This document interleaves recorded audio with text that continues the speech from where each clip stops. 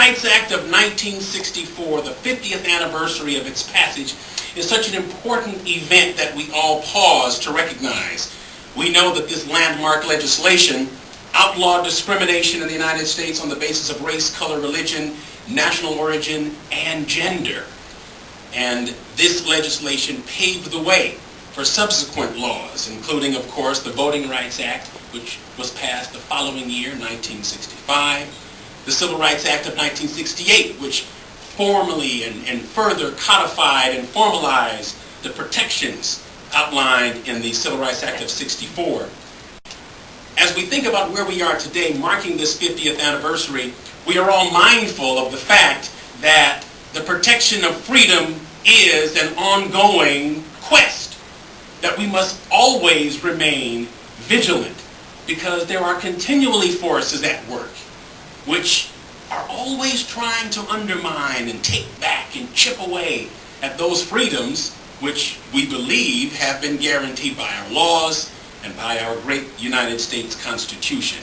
Just this week we saw an attempt in a neighboring state to write into law, to actually write into law discrimination against a particular group of people, trying to distort a part of the Constitution which guarantees us all the right to exercise our religion freely.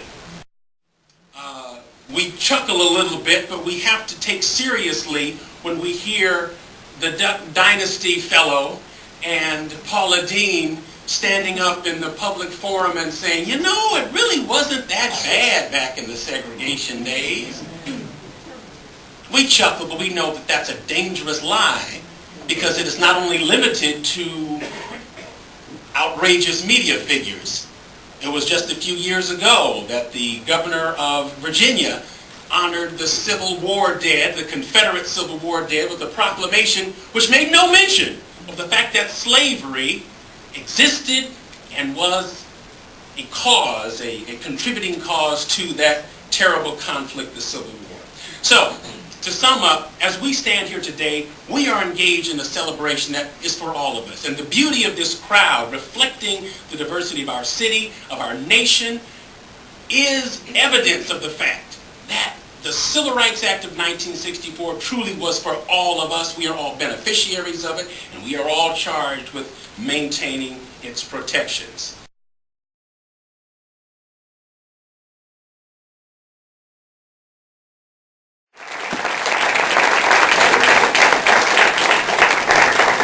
Thank you, Professor Corbato, for that profound and enlightening presentation, drawing our attention to how we consider assumptions. You know, as I was listening, it occurs to me, we have this conversation all the time about color blindness, as if that's some ideal toward which we should strive.